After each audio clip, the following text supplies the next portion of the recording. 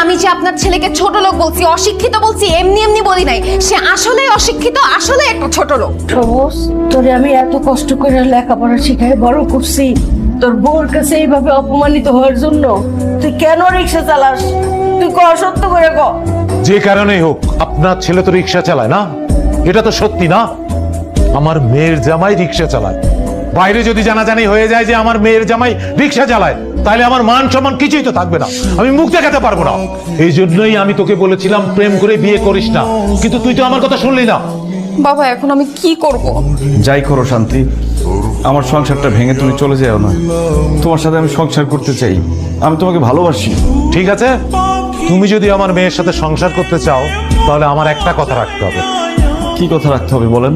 তুমি তোমার এই বাবা মাকে ছেড়ে আমার বাড়িতে গিয়ে ঘর জামাই থাকতে হবে। অসম্ভব। আমার ছেলে আমার